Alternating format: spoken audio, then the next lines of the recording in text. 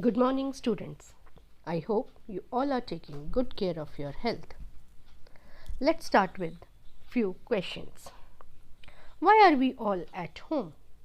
Because we all are concerned about each other's health. Another question: who is responsible for giving the guidelines related to COVID-19 at the world level? So the answer is WHO, that is World Health Organization. Now let me ask you the last question. WHO works under which organization? So here come our answer, the United Nations. Now children, today we are going to start with a new topic of this academic session, that is United Nations. So United Nations means an international organization. And who are the part of this international organization? It includes almost all the countries of the world. Now before moving further, we'll start with another question, that what was the need or the circumstances led to its establishment? Now the answer is, the main cause was the fear of death and destruction which the world had experienced after the First and the Second World War.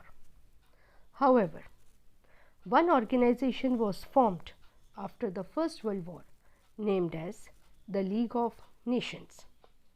As this league was failed and in September 1939 the Second World War broke out. It was ended in 1945 when United States of America dropped 2 atom bombs on the cities of Japan named as Hiroshima and Nagasaki, and the dates were 6th and 9th August respectively. Now another question comes, that how this organization, I mean to say United Nations, was formed.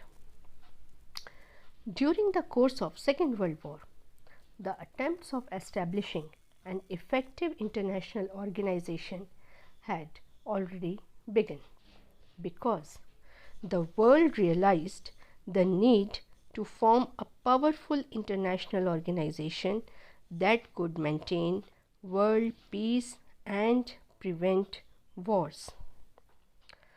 On the persuasion of this, 3 great personalities named as Franklin D. Roosevelt, he was the former President of United States of America; Winston Churchill, who was a former Prime Minister of Great Britain; and Joseph Stalin, who was the former Prime Minister of Soviet Russia. The United Nations came into existence on 24th October 1945. So what can we say? That at last, for peace and progress of mankind, United Nations organization officially came into existence on 24th October 1945. Now another question, what is the aim? We have many other aims also, but what is the main aim of the United Nations? The first and the very important aim is to maintain international peace and security.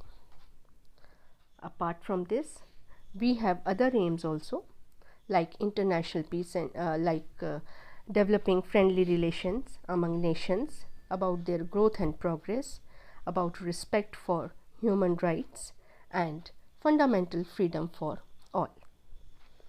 Now let's discuss about the members of United Nations. In the beginning, when United Nations was founded in 1945, 51 nations were the members. Now at present, it has 193 members, which makes it the largest organization of the world in terms of membership.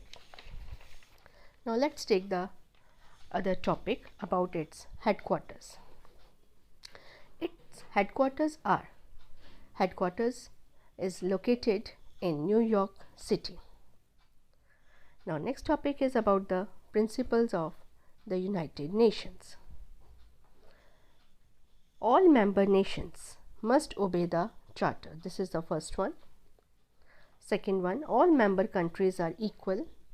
They all have to settle their international disputes by peaceful means, and they should refrain from using threat or force against any other country. Now let's start with the structure of the United Nations, because they all work together under this system. Here comes the organs. We have 6 principal organs, and these are the General Assembly, the Security Council, the Secretariat, the Economic and Social Council, the International Court of Justice, and the Trusteeship Council. Let's discuss one by one, and we are going to pick up 3 in detail: the General Assembly, the Security Council, and the International Court of Justice. Let's begin with the General Assembly. As General Assembly is the main body of the United Nations, that's why we called it as a World Parliament, and all the member nations are the members of General Assembly. Now, what are the features under this? Each member has 1 vote. Number 2, they elect their president for every session. Number 3, their decisions are taken on the basis of majority votes. The General Assembly members, they meet once in a year to discuss about the international issues. But in case of emergency, their special sessions can be called anytime. Now, let's discuss about the functions. First is passing the annual budget of the United Nations, along with discussing issues which affects international peace and security, admission of new members on the recommendation of Security Council, which is the second important organ of the United Nations, and it has 10 non-permanent members. Security Council has 10 non-permanent members, and which are elected by General Assembly. Now till this much we have completed about the General Assembly. Let's start with the next important organ of United Nations, and that is Security Council. It is also known as the executive wing of the United Nations, and it is the most powerful body of the United Nations. Now, why do we call this as the most powerful body? Because it deals with matters of war and peace. Now, let's discuss about the composition of Security Council. Security Council consists of 2 types of members: permanent members and non-permanent members. Let's take one by one. Now, under permanent members, the Security Council has 5 permanent members.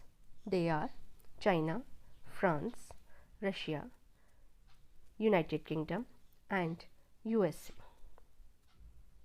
Now, next very important thing, these 5 permanent members, they enjoy the veto rights. Children, please carefully listen to this. What do you mean by veto right? This is the right to reject and is exercised by a permanent member.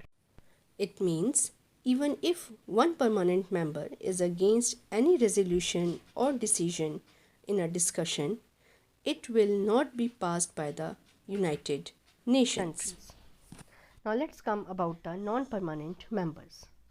They are in 10 in number. They are elected for 2 years. And who are responsible for their election? General Assembly. As I said, veto power is only with the permanent member.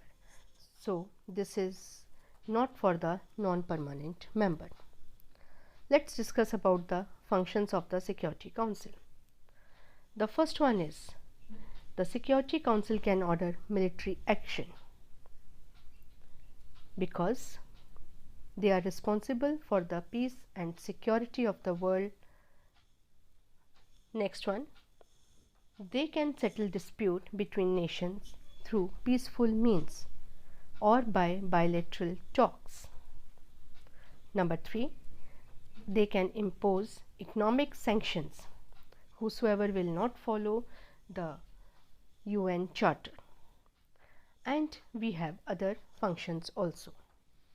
Now let's take the functions, let's take the third important organ of the United Nations, that is International Court of Justice, which is also known as the World Court. Now, what is the composition of International Court of Justice? It has 15 judges and they all are elected by General Assembly. These judges are from different countries. Next, its headquarters is located at The Hague, Netherlands. Now let's discuss about the main role of the International Court of Justice or the functions of International Court of Justice. Its main role is to settle disputes between 2 or more member countries. Number 2, it also hears cases on war crimes and offer legal advice to any of the organ of the United Nations on the request of United Nations. This is all about for today's class. Rest we'll discuss in the next class. Till then, goodbye and take care of your health.